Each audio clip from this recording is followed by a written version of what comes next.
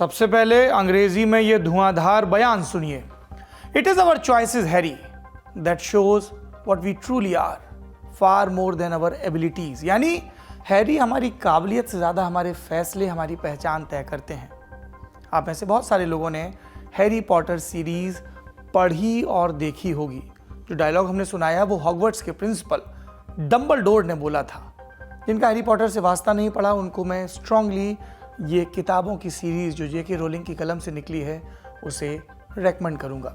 Harry Potter नाम के एक बच्चे की कहानी जो अनाथों की तरह पल रहा है, अपने चाचा चाची के यहाँ अत्याचार झेल रहा है, लेकिन असल में वो एक जादूगर है और एक दुष्ट जादूगर उससे अभी भी बदला लेने को आतुर है।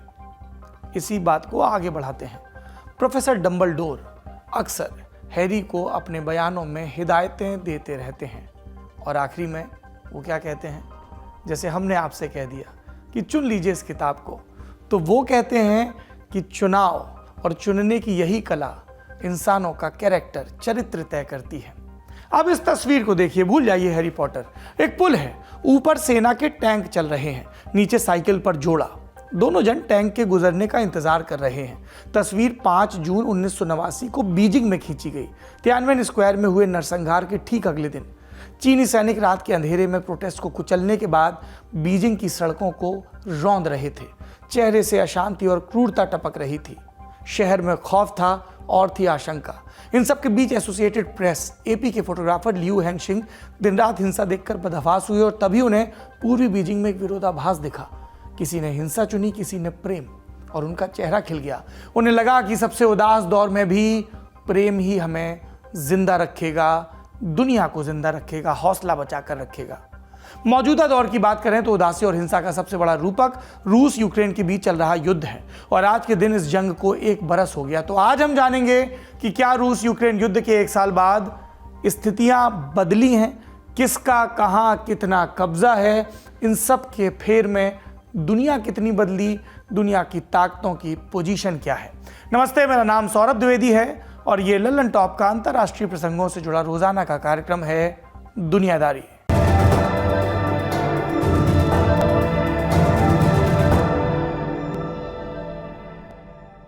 Мною принято решение о проведении специальной военной операции.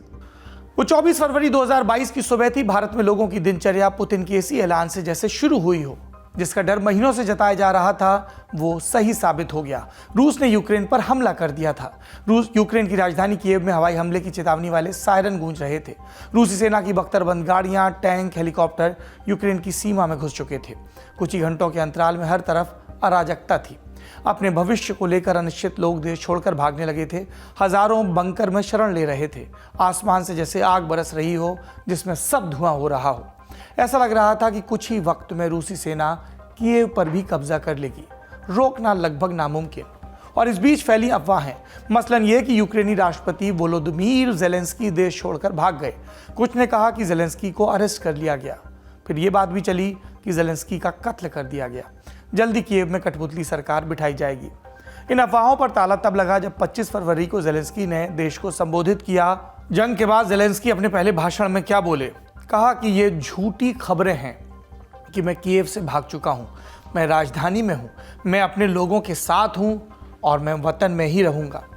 इसी भाषण में ज़ेलेंस्की ने बताया कि नाटो ने अपने हाथ खड़े कर दिए हैं, कोई हमारी मदद को नहीं आ रहा, अब हमें अपनी सुरक्षा खुद करनी होगी।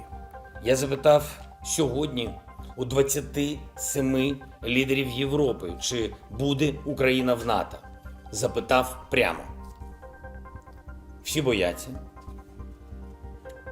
не відповідають, а ми не боїмось. Ми не боїмось нічого. Не боїмось, захищаючи нашу державу. Ми не боїмось Росії. Ми не боїмось говорити з Росією.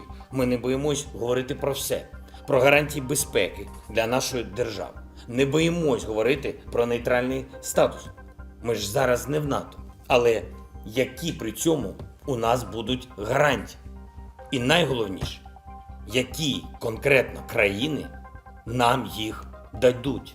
इस वक्त तक यूक्रेन रूस की कुछ मांगों पर बात करने के लिए भी तैयार हो चुका था। पुतिन ने हमला बंद करने के लिए 3 शर्तें रखी। पहली, क्रीमिया और सेवेस्तोपोल पर रूस की संप्रभुता को स्वीकार किया जाए।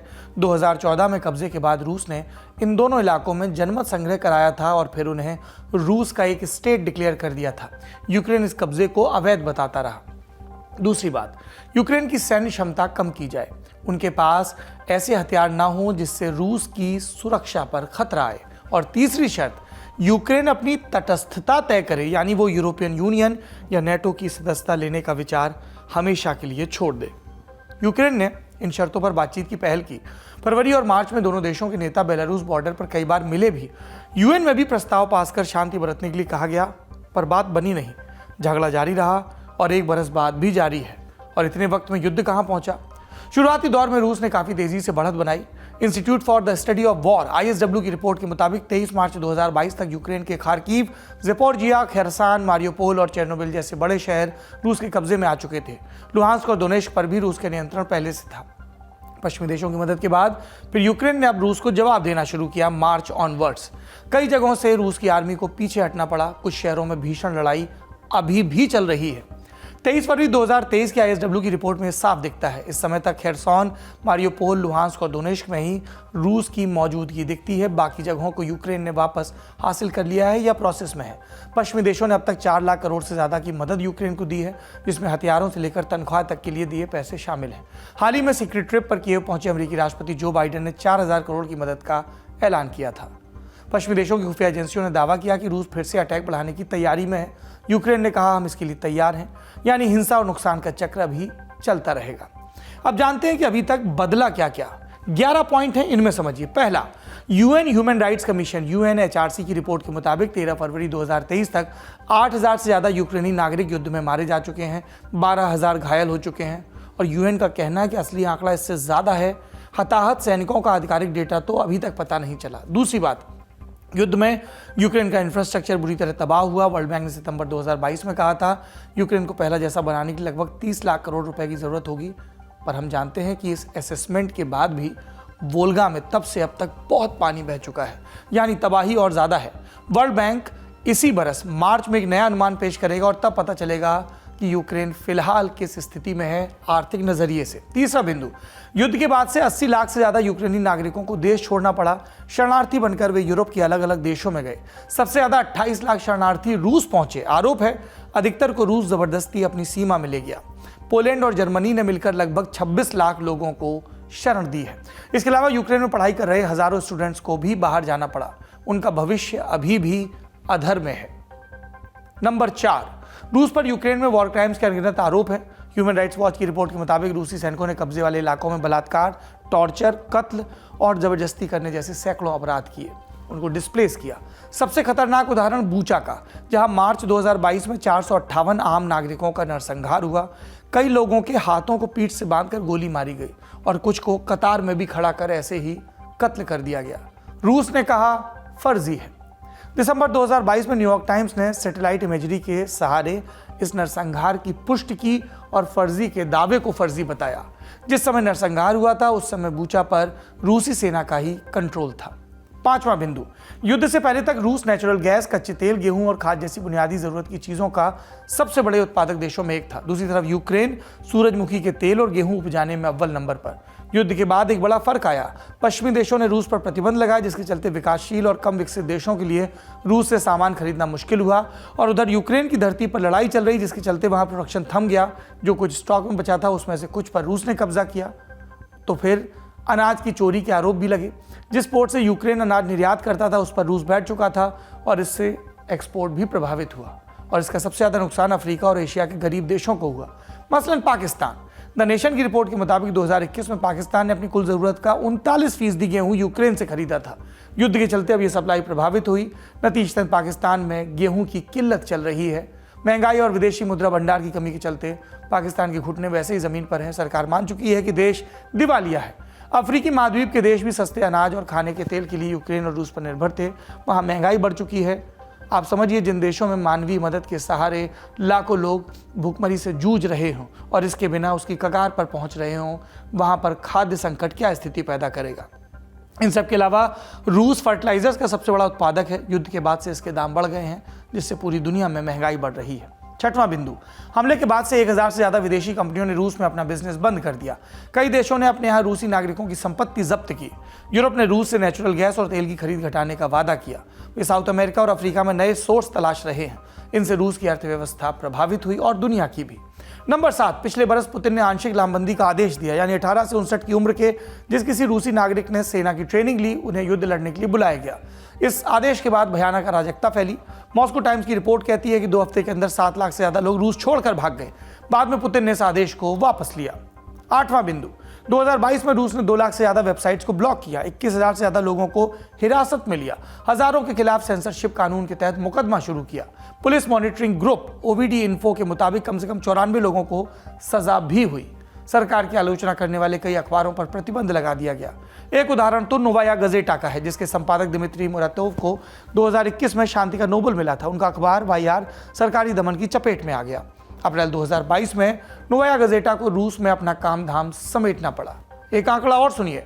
रिपोर्टर्स विदाउट बॉर्डर्स ने दिसंबर 2022 में अपनी सालाना रिपोर्ट में यह बताया कि रूस यूक्रेन युद्ध में ड्यूटी करते हुए 8 पत्रकार अपनी जान भी गंवा चुके हैं। और तो और यूक्रेन के जिन प्रांतों में रूस ने कब्जा किया था वहां के भी कई लोकल पत्रकारों के बारे में कोई खोज खबर नहीं है।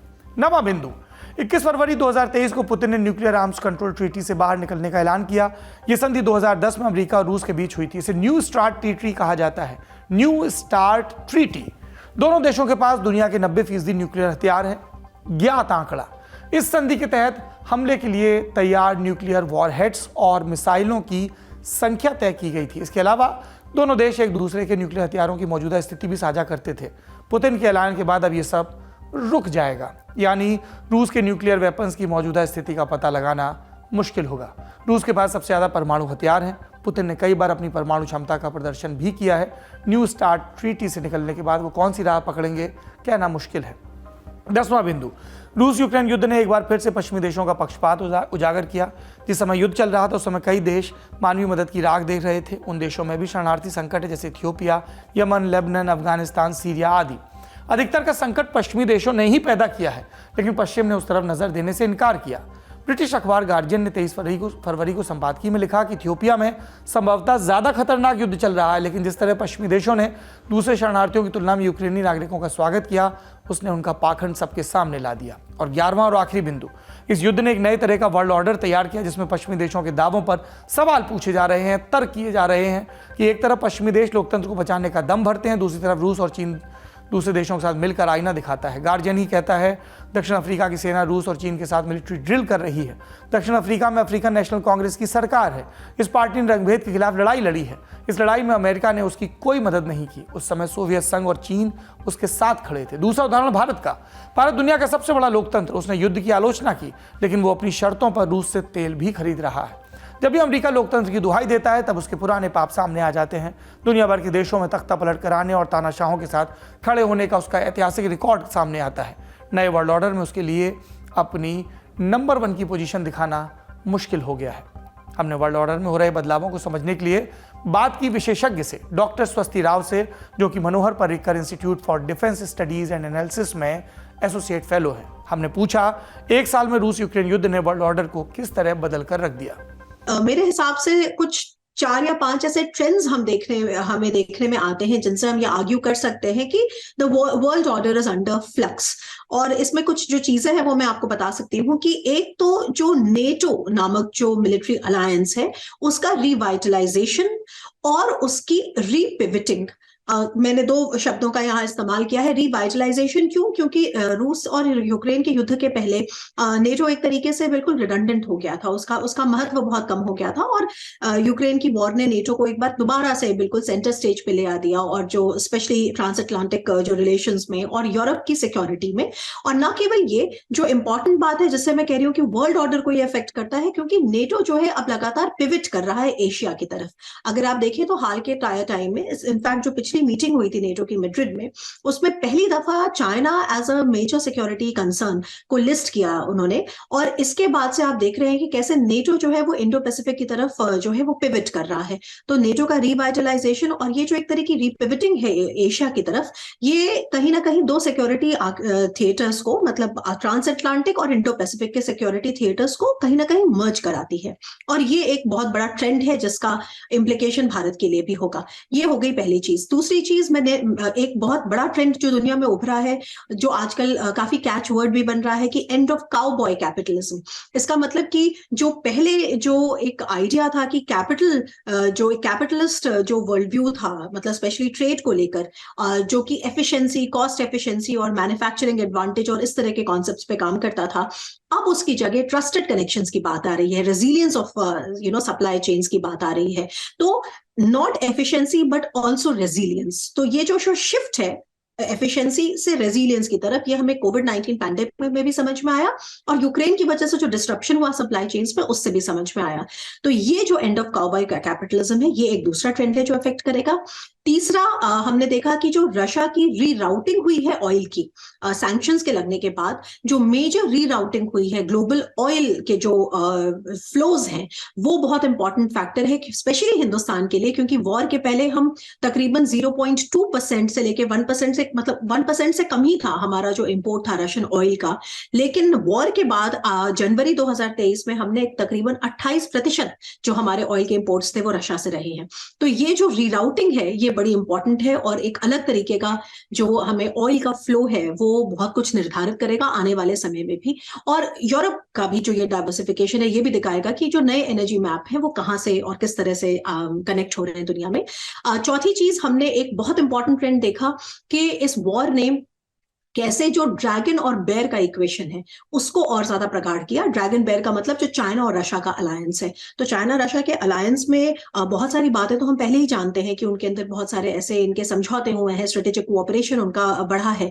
लेकिन ये जो एक तरह से जो फॉल्ट लाइन है, जो ग्लोबल फॉल्ट लाइन है, वो आपको और गहरी होती दिख रही है। तो जो ड्रैगन बेयर इक्वेशन का की प्रगाढ़ता है वो भी एक बहुत इंपॉर्टेंट फैक्टर है जो डिटरमिन करेगा कि आगे दुनिया किस तरह के खेमों में बटेगी। और लास्टली मेरे हिसाब से मैं कहूंगी कि emergence of the global south, और इसमें हिंदुस्तान की भूमिका, क्योंकि हिंदुस्तान जो G20 की समिट को और SCO की समिट और इन सारे समिट्स का इस समय प्रेसिडेंट है, और मल्टीलैटरलिज्म के फ्रेमवर्क में जो एक फेथ खत्म हो गया था उसको रीइंस्टेट करने की कोशिश कर रहा है एक ऐसे टाइम पे जब दुनिया काफी बंटी हुई है। लेकिन ग्लोबल साउथ की जो आवाज है वो जरूर एक बहुत अब मेरे ख्याल से एक फोर्स बन के उभरेगी, और ये भी हमारे जो नए वर्ल्ड ऑर्डर है उसको एक कोई ना कोई रंग जरूर देगा। तो मेरे हिसाब से ये 4-5 ट्रेंड्स जो हैं ये इंपॉर्टेंट है। जिस समय ये बहस चल रही है उसी समय चीन के एक टॉप डिप्लोमेट वांग यी मॉस्को में है। कहा जा रहा है कि युद्ध ने चीन और रूस को एक दूसरे के करीब ला दिया। क्या इसे 21वीं सदी का कोल्ड वॉर कहा जा सकता है? जो कोल्ड वॉर 1.0 था, मतलब जो ओरिजिनल कोल्ड वॉर थी, उसकी फॉल्ट लाइंस बड़ी सिंपल थी। जो हम जिसको कोल्ड वॉर 2.0 कह रहे हैं उसकी फॉल्ट लाइंस इतनी सिंपल नहीं है, क्योंकि एक तरफ हमको जियोपॉलिटिकल बाइफर्केशन जरूर दिखता है साजिद। जियोपॉलिटिकल बाइफर्केशन से मेरा मतलब यह है कि एक तरफ आपको डेमोक्रेटिक वेस्ट वर्सेस ऑटोक्रेटिक जो नॉन वेस्ट है, पर्टिकुलरली जो ड्रैगन बेयर मैंने आपसे इक्वेशन कहा, वो दिखता है। लेकिन अगर आप जियो इकोनॉमिक सेंस में देखें तो जितना ट्रेड चाइना का US और EU के साथ है, और अभी हाल में जो अगर आपने देखा कि वांग यी जो टॉप चाइनीज सिक्योरिटी एडवाइजर है इस वक्त, पहले डिप्लोमेट थे और अब प्रमोट हो गए, वो अभी यूरोप के टूर पे गए थे और कई जगह वो इमानुएल मैक्रोन से और जर्मनी, इटली, बहुत जगह वो मिले। उसके बाद लास्ट में मॉस्को गए, और आप वो बेसिकली उनके यूरोप जाने के पीछे जो ऑब्जेक्टिव था वो ये था कि वो यूरोपियंस के साथ जो ट्रेड डील है उसको रिवाइव करना चाहते हैं, उनके जो इकोनॉमिक टाइज उनको रिवाइव करना चाहते हैं, और इसके लिए बड़े पुरजोर कोशिश कर रहे हैं। पर at the same time geopolitically अगर आप देखें या आइडियोलॉजिकली आप कहीं ना कहीं देखें तो वो एंटी वेस्ट और एंटी अमेरिका होने की वजह से प्रेसिडेंट पुतिन के साथ भी खड़े हैं। तो मेरे हिसाब से जिसको हम कोल्ड वॉर 2.0 कह रहे हैं, उसमें एक कॉम्प्लेक्सिटी है कि जियो पॉलिटिकल बाइफर्केशन हमें साफ दिखता है, लेकिन जियो इकोनॉमिक लेवल पे जो इंटरेस्ट हैं वो अभी भी बहुत एनमेश्ड हैं। और चाइना क्या रशिया का इस हद तक साथ देखा, हालांकि उसमें बातें आनी शुरू हो गई हैं कि वो वेपन्स देंगे, लेकिन क्या उस हद तक साथ देगा जबकि सेकेंडरी सैंक्शंस उसके ऊपर भी लग जाएं और उसके इकोनॉमिक इंटरेस्ट को अफेक्ट करें? मेरे हिसाब से ये बात उतनी सिंपल नहीं है। तो जियो इकोनॉमिक्स अभी इन्मेश्ड है, लेकिन जियो पोलिटिकल बाइफर्केशन हमको ज्यादा दिखता है। आने वाले टाइम में हम देखेंगे कि जियो इकोनॉमिक बाइफर्केशन भी धीरे धीरे होगा, क्योंकि आपको याद है मैंने ट्रस्टेड कनेक्शंस की एक बात कही थी कि ग्लोबल ट्रेड किस तरह अब ट्रस्टेड कनेक्शंस की तरफ जाएगा, लेकिन उसमें आने में समय लगेगा। तो कोल्ड वॉर 2.0 के कुछ कैरेक्टरिस्टिक जरूर हैं, लेकिन चाइना का जो एक एंगल है वो उसको कॉम्प्लेक्सिटी देता है, और दूसरा एंगल जो कॉम्प्लेक्सिटी देता है कि जो एक नॉन अलाइंड इस समय आवाज है वो ग्लोबल साउथ की है, और जो मल्टीपोलैरिटी में विश्वास करती है। तो ये कुछ कुछ सिमिलैरिटीज और कुछ कुछ हमको चेंज दोनों में देखने को मिलता है। ऐसा है कि अगर आप इसको, जाहिर है कि ये वॉर केवल रूस और यूक्रेन के मध्य नहीं है, अब वो ये जो वॉर है ये एक larger combined West versus Russia के बीच में कहीं ना कहीं हो गई है। लेकिन इसमें समझने वाली बात यह है, जो मुझे लगता है बाज औकात लोग मिस कर जाते हैं, कि यूक्रेन की स्थिति इराक या अफगानिस्तान की स्थिति नहीं है। अगर आप यूक्रेनियन लोगों से बात करते हैं या आप यूक्रेनियन मिलिट्री का प्रदर्शन देखते हैं, तो आपको दिखता है कि उनका जीवट और उनका जो रिजॉल्व है अपने आप को फ्री करने का, अपनी टेरिटोरियल इंटेग्रिटी को, यूएन चार्टर को अपहोल्ड करने का, इंटरनेशनल लॉ को अपहोल्ड करने का, तो वो बहुत काबिल तारीफ है कहीं ना कहीं। मतलब उसने पूरी दुनिया को सरप्राइज किया है कि यूक्रेन से हमें इस तरीके रेजिलियंस की उम्मीद नहीं थी, इस तरीके के जीवट की हमें उम्मीद नहीं थी। तो ये जो चीज यूक्रेनियंस ने दिखाई है, वो चीज भी इस वॉर को कहीं ना कहीं एक निर्णायक भूमिका, उस निर्णायक भूमिका में होता है यूक्रेन, क्योंकि अगर केवल प्रॉक्सी होता तो इस वॉर का भी फेट हमें वैसा ही होता दिखता जैसा हमने इराक में देखा या अफगानिस्तान में देखा, कि वेस्ट मनी पंप कर रहा है, वेपन्स पंप कर रहा है, लेकिन चूंकि वहां के लोग इसमें हिस्सा नहीं लेना चाहते हैं, इस वजह से वो कुछ उसमें उसकी शक्ल नहीं निकल रही है। लेकिन यूक्रेन के उसमें मैं कहूंगी प्रॉक्सी नहीं, प्रॉक्सी कहना शायद इसको सही नहीं होगा, क्योंकि प्रॉक्सी कहने से दिमाग में, जहन में हमें इराक और अफगानिस्तान की याद ताजा हो जाती है। लेकिन मैं ये जरूर कहूंगी कि definitely it is not just a war between Ukraine and Russia, in no which way, it is definitely a war between the combined West which is supporting Ukraine with weapons, with aid, and Russia, जिसके पास अब ऐसा दिख रहा है कि कोई exit strategy नहीं है, और इस वजह से उनकी एरियल बॉम्बिंग और जो वॉर का एस्केलेशन है वो हमें बढ़ता हुआ दिख रहा है। ये तो हुआ दुनिया का चक्कर। भारत पर पड़ने वाले प्रभाव के बारे में जानने के लिए हमने संकल्प गुर्जर से बात की। Sankalp Manipal academy of higher education के department of geopolitics and international relations में असिस्टेंट प्रोफेसर हैं। हमारा सवाल था, इस युद्ध ने ग्लोबल पॉलिटिक्स में भारत की भूमिका को किस तरह से बदला है? वर्ल्ड पॉलिटिक्स में भारत का रोल कैसे बदला हुआ है? देखिए, जैसे आज हम रिकॉर्ड कर रहे हैं, आज यूक्रेन युद्ध को 1 साल हो रहा है। हुआ ये था कि जब युद्ध शुरू हुआ था तो भारत के ऊपर बहुत ज्यादा प्रेशर था अमेरिका की साइड से कि भारत अमेरिका और उसके जो मित्र राष्ट्र है उनके तरह ही रशिया को कंडेम करे, रशिया के खिलाफ पोजीशन ले ले। वो भारत ने किया नहीं है। भारत ने बोला कि नहीं, हम हमारे नेशनल इंटरेस्ट की जो भूमिका है वो लेंगे। इसलिए संयुक्त राष्ट्र संघ में जब भी वोटिंग हुआ है, भारत ने कभी भी रशिया के खिलाफ वोट नहीं किया हुआ है। भारत हमेशा न्यूट्रल रहा हुआ है उसमें। In terms of specific Bharat का रोल कैसे चेंज हुआ है, 2 चीजें हुई है। एक ये हुआ है कि पहले यूरोपीय देशों ने बहुत ज्यादा भारत के ऊपर दबाव डालने का कोशिश अमेरिका के अलावा की थी। भारत को, जिसको नेमिंग और शेमिंग बोला जाता है, कि भारत रशिया की तौर से ऑयल ले रहा था, तो उसको लेके भारत की बदनामी करने का कोशिश हुआ था। बट भारत ने बोला कि नहीं चलेगा, हमारे लोगों के लिए जो जरूरी है वो हम करेंगे। तो इससे हुआ ये अभी कि भारत एक ऐसे पोजीशन में है कि जहां पे एक तरफ अमेरिका, दूसरी तरफ रशिया, तीसरी तरफ यूरोपीय देश, सब भारत का भारत के साथ जुड़ना चाहते हैं, एंगेज करना चाहते हैं कि भारत की पोजीशन को हम कैसे इन्फ्लुएंस करें। तो एक लेवल पे जिसे स्ट्रैटेजिकली स्वीट स्पॉट कहा जा सकता है, वैसे रेयर पोजीशन में भारत अपने आप को आज पा रहा है कि सब चाह रहे हैं कि भारत को अपनी तरफ लेके आ जाए किसी भी तरह से। So that is a first position. Second is कि इसी दौरान भारत के पास वो G20 का अभी चेयरमैनशिप आया हुआ है। तो भारत ये भी कोशिश कर रहा है कि यूक्रेन युद्ध के बाद, उससे पहले कोरोना महामारी थी, तो जो विकसनशील देश है अफ्रीका के, एशिया के, उनके ऊपर जो इम्पैक्ट हुआ है इस सब का, उसको मिनिमाइज कैसे किया जा सके, उसके लिए भारत डायलॉग करने का कोशिश कर रहा है। ग्लोबल साउथ का एक समिट हुआ था, अगर आपको याद है, जनवरी में। अभी प्राइम मिनिस्टर ने बोला हुआ है कि जो लोन्स है, डेट्स है विकसनशील देशों के, उनको कम करने का कोशिश किया जाए। सो एक लेवल पे भारत लीडर इस ग्रुप का होने का भी कोशिश कर रहा है। सो लाइक भारत के ऊपर इसका इम्पैक्ट भी हो रहा है, बट भारत इसको शेप करने की भी कोशिश कर रहा है। सो आई थिंक इन दोनों पोजीशंस में देखा जाए तो भारत अपने आप को बहुत ही बढ़िया पोजीशन में अभी देख सकता है।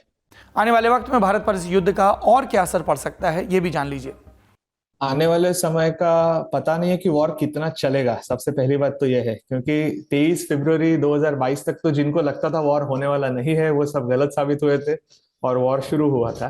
तो एग्जैक्ट क्या इम्पैक्ट होगा ये बताना थोड़ा मुश्किल है, बट थोड़ा हम गेस कर सकते हैं। एक लेवल पे ये होगा कि एक पोजीशन अभी स्टेबलाइज हुई है, वैसे देखा जाए तो एक स्थिरता आ गई है कि सबको पता है कौन कहाँ पे खड़ा है अभी।